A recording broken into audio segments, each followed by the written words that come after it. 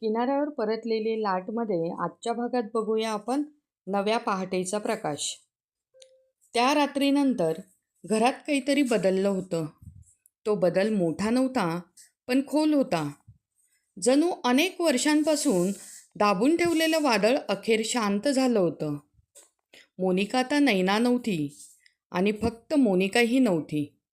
ती आता अशी स्त्री होती जिच्या डोळ्यात दुःख होतं, पण त्या दुःखाला आता दिशा मिळाली होती. ती अजूनही कमी बोलायची, पण तिच्या शांततेत आता भीती नव्हती. विजय आणि मोनिकामध्ये आधीसारखं काही नव्हतं.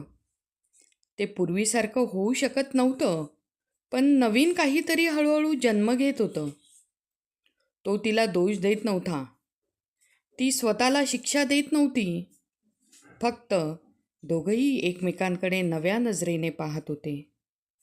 एक सकाळी विजय अंगणात बसला होता. हातात चहा होता.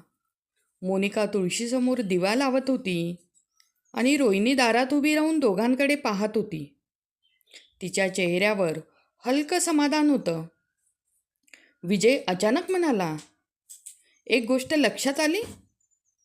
मोनिकाने त्याच्याकडे पाहिलं आणि म्हणाली, "काय?"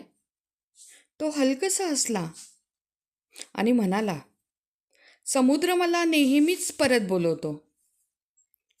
तो थांबला, पण आता तो घाबरत नाही वाटत. मोनिका शांतपणे म्हणाली, "कारण तू आता एकटा नाहीस." त्या शब्दांनी विजय थोडा वेळ स्तब्ध राहिला. रोहिणी पुढे आली. ती हसत म्हणाली, "आता घरात पुन्हा हसू ऐकू येतंय." मोनिका लाजली. हे लाजणं खूप वर्षानंतर होतं. दुपारी विजय बाहेर गेला होता. मोनिका घरात एकटी होती. ती जुन्या खोलीत गेली, जिथे एकेकाळी तिने स्वतःला संपवण्याचा निर्णय घेतला होता. ती आरशासमोर उभी राहिली. बराच वेळ स्वतःकडे पाहत राहिली. त्या चेहऱ्यावर अजूनही व्रण होते, पण त्या व्रणांमध्ये आता भीती नव्हती. त्यात अनुभव होता, शिकवण होती आणि जगून राहिल्याचा अर्थ होता. ती हलक्या आवाजात स्वतःशीच म्हणाली, "मी संपले नाही, मी पुन्हा सुरू झाले आहे." दारावर टकटक झाली. "विजय?" तो आत आला. "काय करतेस इथे?" ती हसली. स्वतःला भेटत होते. विजय थोडा थांबला आणि मग हलकसा हसत म्हणाला, "मग कशी वाटली भेट?" ती त्याच्याकडे पाहत म्हणाली, "अपूर्ण." पण खरी. विजय खिडकीतनं बाहेर पाहत म्हणाला, "आपण सगळेच अपूर्ण असतो मोनिका." आणि तो थांबला. पण अपूर्णता हीच आपली ओळख असते. बाहेर वारा वाहत होता. पावसाच्या आधीची शांत हवा होती.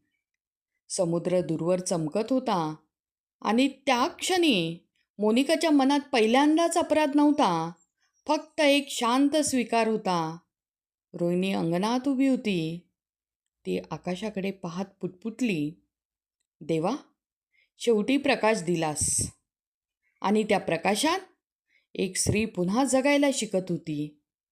एक पुरुष पुन्हा विश्वास ठेवायला शिकत होता आणि एक घर पुन्हा घर होत होतं. चला तर मग आजचा भाग इथेच संपतोय. पुढचा भाग बघण्यासाठी चॅनलला सबस्क्राईब आणि लाईक करा.